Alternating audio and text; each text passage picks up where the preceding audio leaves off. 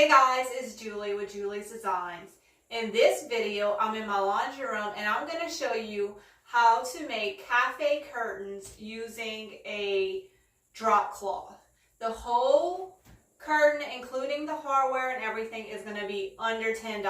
If you've seen my other videos, I've been slowly remodeling my laundry room. I cannot be happier with how it's coming out. My herringbone wall looks amazing. I have a few little spots, 2 little spots left. I've been kind of doing it here and there because it has been a very tedious process. And of course, around the moldings are more work. So I'm breaking it up and doing some fun stuff. Now, I already did my valance at the top, and I cannot be happier with how it looks. I've been wanting to do a cafe rod curtain, but I couldn't find one that I liked, and they were kind of expensive. You know, it's a laundry room. Yes, I wanted every room in my house to look great, but you'll see in my videos, my motto is a look for less. How can I get this look? Make it look as expensive as possible, but spend as little as possible, because there's going to be things that you have to spend money on, like a new light fixture or a new faucet. That's things that I have to go out and buy. So if I can save money on the curtains and other little DIY projects, then that's what I want to do. So I'm going to show you how to make these curtains.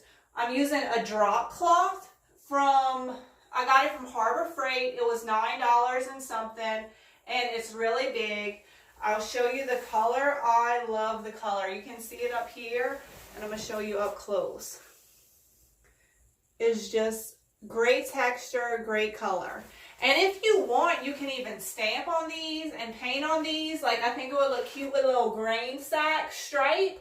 But once I show you the whole room, there is a lot going on in this laundry room. So I want the curtains to just be really simple. I wanted it to be a solid color with just a little bit of texture. This drop cloth was perfect. And even if you went get canvas at Hobby Lobby or Walmart by the yard, that's still expensive. So I'm probably using maybe $2 of this whole drop cloth. And then I'll use this drop cloth as an actual drop cloth, or I'll use it for other projects. It'll definitely get used.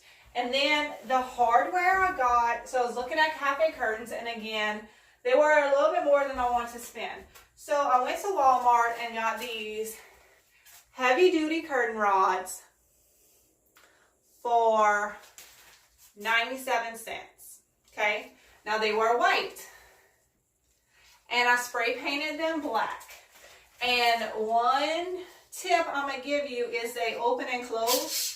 So you want to make sure it's open to the length you want when you spray paint it. I know this because I forgot to do it for the first one. So the second one I got right. So you want to make sure you have it at the length that you want, and then you spray paint it black, and it just looks, I mean, doesn't that look so expensive? Much better than a cheap, 97 cents white curtain rod. It just makes it look like one of those pipe rods. And then you can barely even see it, which is the point, but the hardware that these attach to, I painted the same color as the wall. So that way it just kind of blends in, and all you see is the curtain rod. And then I love these hooks. I use them a lot. They're the hooks with the clip. So these, I bought a pack of 40 of them from Amazon for $11.99, and I'll put the link for these exact ones. They're a pretty matte black color, and I just ordered 40 of them because I'll probably use more for other projects, and I know they're way more expensive at Walmart, so I just went ahead and got the big pack. So I'm going to go ahead and put this rod up. I already have the hardware attached, and then I'm going to show y'all how to cut the drop cloth.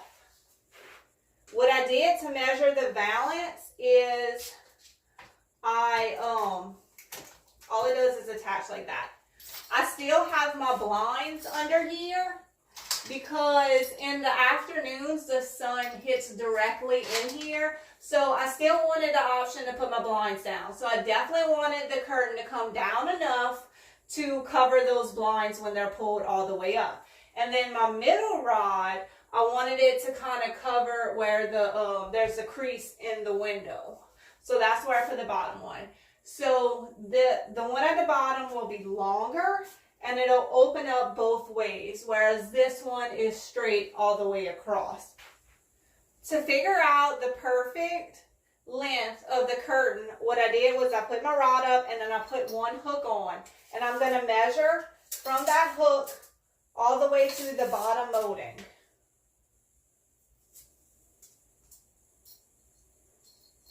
So it's 22 inches. So I want to cut my panel at 23 inches to give it 1 inch to fold back so you got a nice clean line at the top. This is going to be a no-sew project as well. I forgot to tell y'all that at the beginning. So cheap, no-sew, that is my kind of project. Now I'm going to bring y'all in close so y'all can see exactly what I'm doing to cut the curtains, measure them, and put them on the clips. These drop cloths have a finished edge on each side. So I use the first edge to do my balance, and the second side I'm going to use to do the cafe curtains. So you have a nice finished edge on one side, the other side you're going to fold over to have a nice clean edge there. So no sewing on either side. The good thing about the drop cloth is it is like canvas where you can write on it with a pencil. So what I'm going to do is I'm going to measure my 23 inches and just do a dotted line across, and then I'm going to follow that with my scissors and cut it out. I have my 23 inches cut out. I ended up having to go cut it on the floor because my washer and dryer wasn't long enough. So now we want to cut it in half because we want 2 curtains on each side, not 1 curtain all the way across. So all I'm going to do is fold it in half and cut straight down the middle. And that'll be 2 curtains. Super easy. And then we'll be ready to put the hooks on.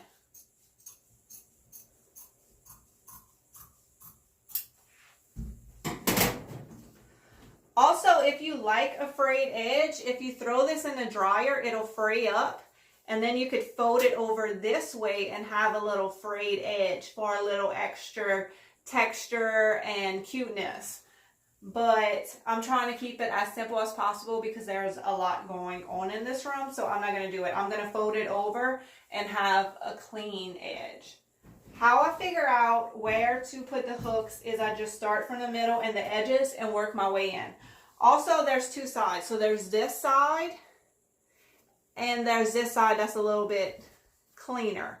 I'm going to use the side that you traditionally wouldn't use, but I think it, without being too much, it adds a little bit of detail where you can see this, the edge, and you can see the stitching, and I think it's really cute. So that's going to be my bottom of the curtain, and then this is going to be the top where we're going to fold over and have a clean edge. So the middle is probably right where this crease is, and I'm going to fold it over. To start off, I kind of measure that way. Turn it over. It needs to be this way.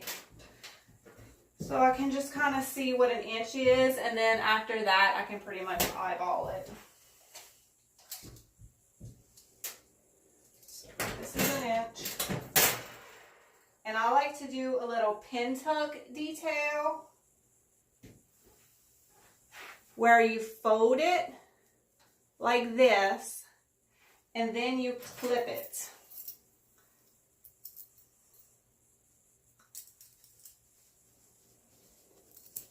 And then it looks like this instead of just straight. It's just like a little pin tuck detail. So that's what I'm going to be doing on these curtains.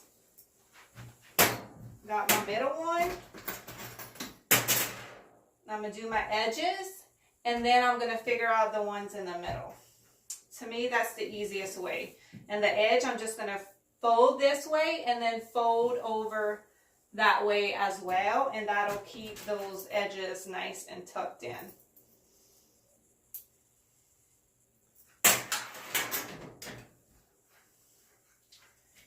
I know how to sew, but you know what happens when I have to sew something? It never gets done. So I am the no soap hot glue queen. I can hot glue it. That is the way I'm going to do it. And since these things aren't permanent, if you hang it up and you're like, oh wait, one side seems a little bit off, a little bit longer, a little bit shorter, whatever. These hooks aren't permanent. All you got to do is pull it off and then adjust it. There's really no way to mess it up. So I'm going to put 2 in between here.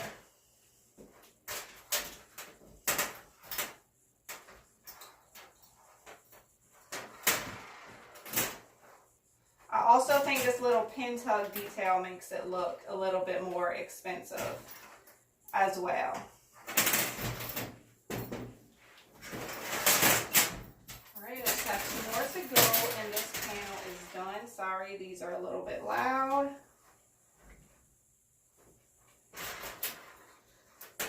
I cannot wait to show y'all what this laundry room looks like. I'm gonna want to sleep in here. It's that cute. Okay, let me put the camera up a little bit. And by the way, I got a tripod for my camera. So my video should be getting a little bit better. Before I was having to stack stuff up and tape the camera and do all kind of crazy things. And then I got this awesome tripod with this little gooseneck and I can move it where I want to move it. It's amazing. Take that one off.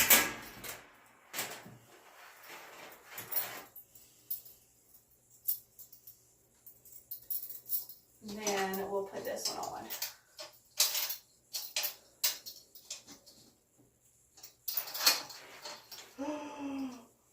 Now I will iron these or throw them in the dryer. That's how I usually iron stuff. Well, probably not since they have these hooks on them already. I might iron them for real. But I think that's perfect. I might bring it up a little. I feel like it's a little bit long. I don't know if I want it hitting the molding. I want it a little bit higher than the molding. So I'm going to fix this. I'm going to do the other one and then I'm going to show y'all the final product, but I'm not going to show y'all too much of the laundry room because it's not ready yet. But I will show y'all my cute cafe curtains.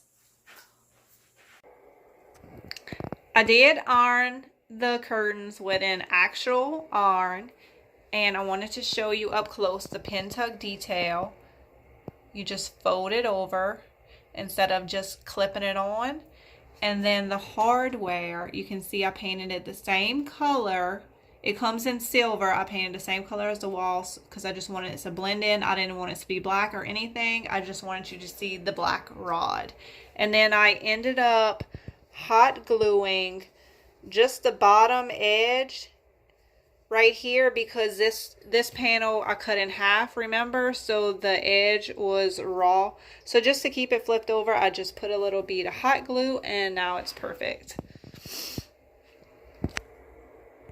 Thank y'all for watching this video. If you like this, please subscribe and hit the notifications button so you don't miss any of my daily adventures or my DIY projects.